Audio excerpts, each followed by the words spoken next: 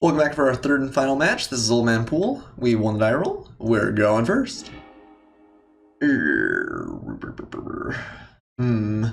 have a bunch of kind of close hands. I think we're going to keep this. We do have a higher proportion of red. Right now we can play Catcher's Avenger. If we find any land, we've got Sandblast. If we find red land, we've got Blood Rage Brawler, Magma Spray, and Initiate. I think we're going to keep. This is a little bit close, but I think this is going to be better than most 6 cards.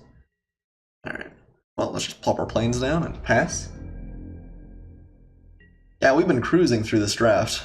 I think had a pretty fast draft, and then we're playing an aggressive deck, and got pretty quickly stomped by my opponent game 1, and pretty soundly stomped my opponent game 2, so it's been a fast match. So you could play the Blood Rage Brawler over the Catcher's Avenger. They both swing pretty well. Red means we may be in kind of a racing situation, in which case the Brawler's probably a little better. It's likely my opponent will have a 2-drop. Although it's possible he has like an Catcher's Avenger, or another 3-powered 2-drop, so it makes it worse. I kind of do want to have Grasping Dunes. If he's playing red, it's likely we'll be able to kill off something with that. I think I'm going to play the Catcher's Avenger. I think it's kind of close, but Brawler will be reasonable later, too. Alright. When it doesn't just Magma Spray, or does? Nope, cycles. Okay. Double red. Nothing. Huh. Interesting. Interesting. Well, let's go ahead and get in. This only prevents combat damage anyway, so there's no point in exerting to play around a trick. I guess we'll drop a mountain.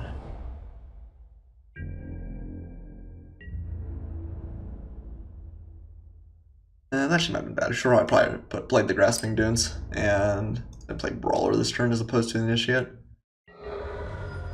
Yeah, that was kind of hemorrhaging a little bit of value. This lets us keep Magma Spray up though, which is alright. Yeah, that was probably not the best. I probably would have rather have the Grasping Dunes than our mountain, even without Magma Spray this next turn. Ooh. Bonding with something? Okay. Cycling land away. Looks like he's looking for a second color here, if I had to guess.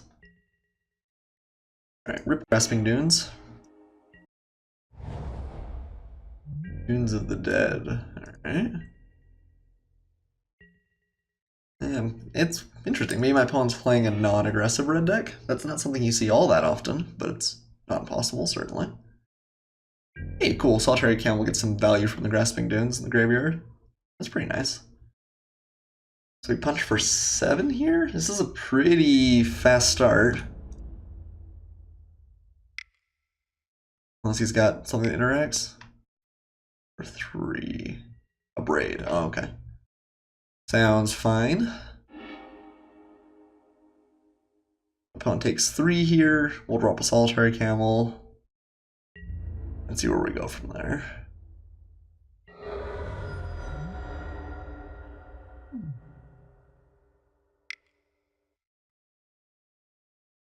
Maybe he's like red-black and he's got that if near Dreadlands, and so he's playing on Sacrificing Dunes. I kind of don't know when this card will be real great. You have to have the land synergies to really make it tick, I think. Yeah, it looks like my opponent's just really stuck on lands here.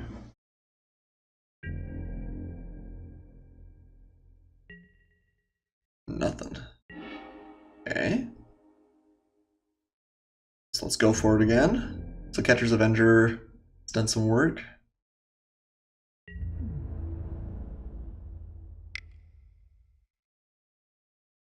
He's got another removal spell.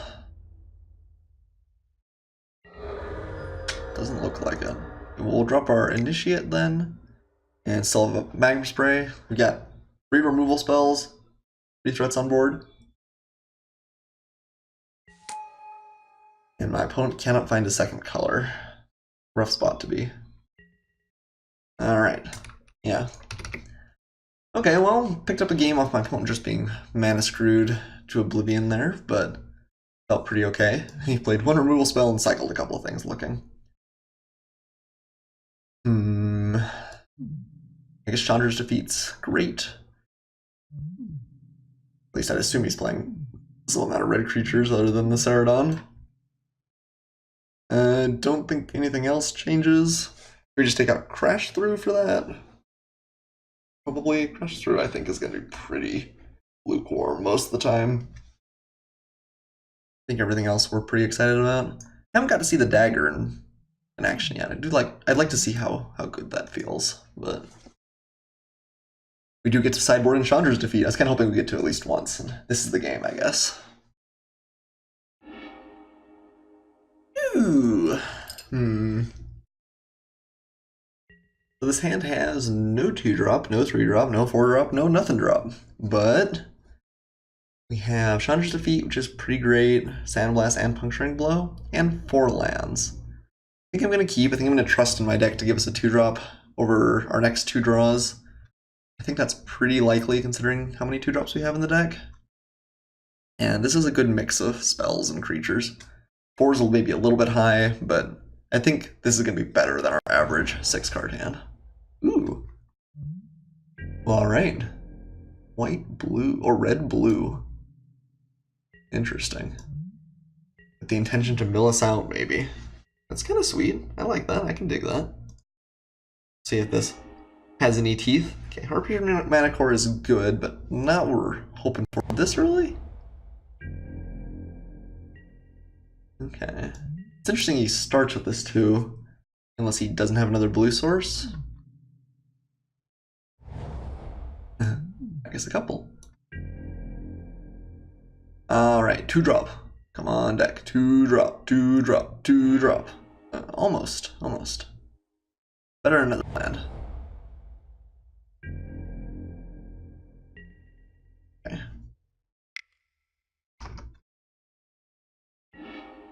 Okay, just cycling away a Titan. Looks like he's got a lot of cycling. It's interesting, these both kill in different ways. I guess maybe you can just sacrifice one to the other and that's okay. If you're really going for the desert strategy, that's probably not bad, but I'm just going to Chandra's Defeat this, I think. I think that's going to be fine. It is using kind of premier removal, but I like being able to use our mana at least for something here.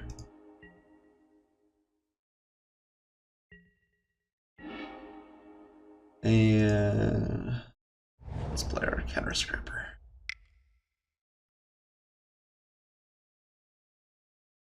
And then Heart Piercer Manticore is also not bad. Ideally, we'd like to use it with some value on it, but if we have to run down as a 4/3, we can do that too.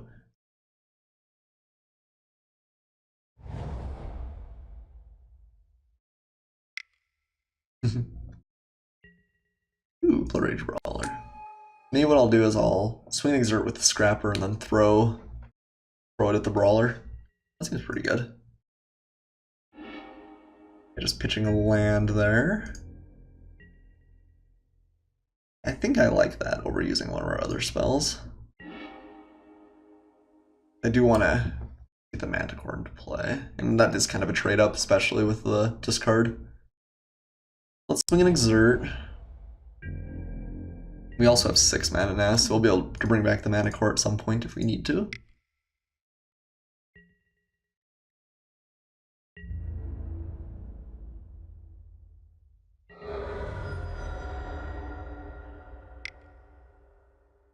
Alright.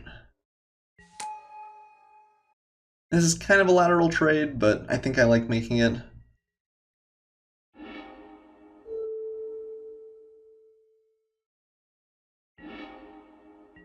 Keeps us up on tempo. It's possible he doesn't have another play. And this consistently swings for 4 as opposed to the Scrapper, which only is 2 every turn. I have a couple of removal spells to keep getting through if my opponent plays something good here. Take my Sentinels. I don't care about them.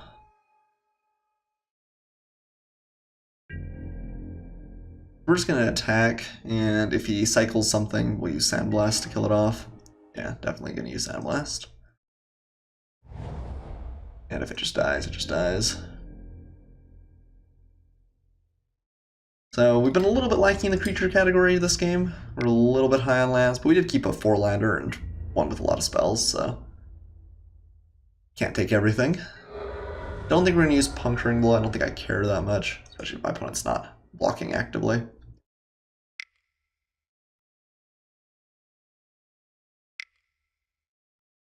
Alright, Aerial Guide. Ooh, Aerial Guide's a good one. That maybe gives my opponent the option to race. Next turn we'll have 2 Sandblasts up. Be double blocks, that's pretty good. Even through a trick, I think we managed to get him.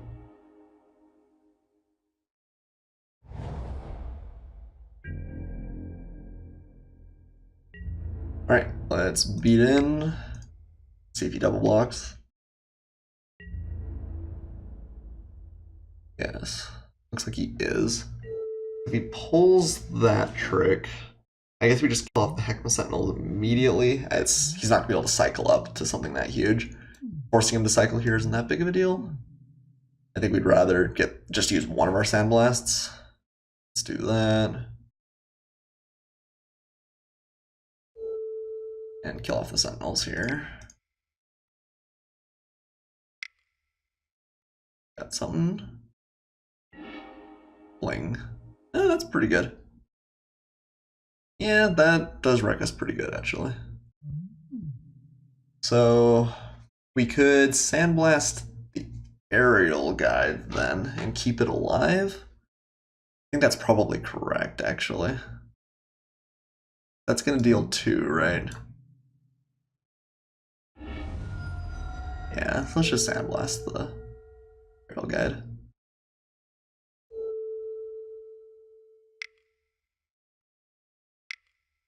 So let's see, we played 2, he played 3. It works out. We have a Puncturing Blow, a Mountain, Manticore. He has 1 card in hand. This game definitely could be decided by top decks still. Or it's not like we're really out of the ruins yet, but then a Seeker. Okay. I'm pretty okay if that's his play. Kind of laughable how bad this card is compared to Aerial Guide. It's funny because you'd think the Aerial Guide would be like the be all end all, but alright, let's smack with our Art Piercer, drop a Blood Rage Brawler, which we're very happy about. That's a great draw. Just gotta pitch a Mountain here. And we have Puncturing Blow to maybe go for lethal next turn. Let's see what my opponent's got here. Crash Through. No shame in that, I'm playing one of those myself. Just hit a land, looks like. So, literally just thin the deck a little. I guess the Seeker has Trample. That upside, though.